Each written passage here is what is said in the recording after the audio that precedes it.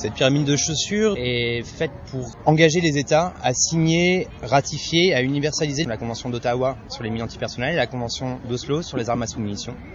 On incite les États à s'engager le maximum pour qu'ils mettent tous les moyens nécessaires à disposition pour qu'il y ait une réelle action de terrain par la suite, notamment d'assistance aux victimes et de dépollution des zones contaminées.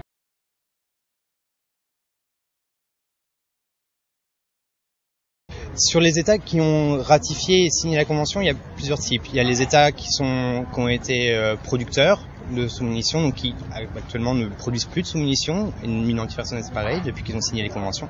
Sur le terrain, il y a plus de commerce quasiment de mines antipersonnelles. Le commerce des armes à sous-munitions est en déclin aussi. Donc ça, c'est vraiment déjà des actions très très fortes. Ensuite, il y a des actions au niveau des pays de dépollution qui ont été menées, mais qui restent encore insuffisantes au regard de l'ampleur des pays à déminer. Sur l'assistance aux victimes, c'est la même chose. Il y a beaucoup d'actions. Le Handicap International fait beaucoup d'actions sur le terrain, notamment au Laos, au Cambodge, dans beaucoup de terrains minés. Mais il reste encore un énorme travail d'éducation des populations, d'appui réel pour que ces personnes-là n'aient plus du tout de problème pour leur réinsertion socio-économique.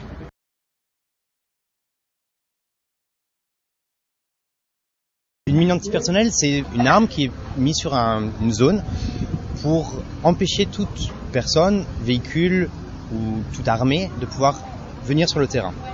Il y a des types de mines toutes petites, très petites, qui vont être avec plusieurs types de détonations, qui peuvent être à fragmentation, ou alors des mines beaucoup plus grosses, qui sont des mines anti-tank ou anti-char, ou des choses comme ça, qui nécessitent une pression beaucoup plus forte.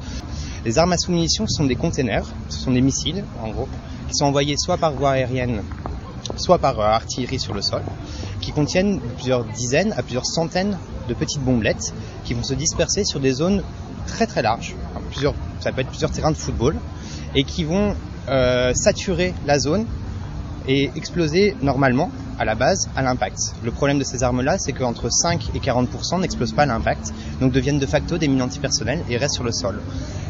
Ces armes-là non plus ne font pas la distinction entre civils et combattants. Donc pendant un conflit armé, il peut très bien y avoir des combattants qui sont touchés, mais aussi des populations civiles. Ce qui est le cas au Liban, ce qui a été le cas au Laos ou en Irak.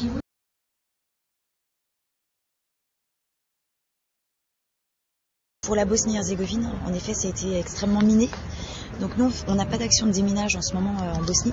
Il y a énormément d'équipes bosniaques, serbes et croates qui déminent eux-mêmes. Donc il y a eu de la formation de formateurs et puis des équipes complètes de démineurs formés au sein de chaque État.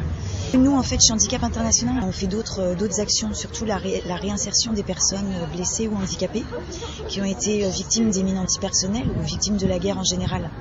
Donc on va travailler davantage avec les populations, travailler plutôt sur le handicap et l'insertion, la réinsertion de ces personnes dans la société civile. Être handicapé, c'est un vrai problème, c'est un peu la double peine, quoi. On saute sur une mine et puis en plus après on perd sa place dans la société, on ne peut plus travailler, on ne peut plus ramener d'argent dans sa famille.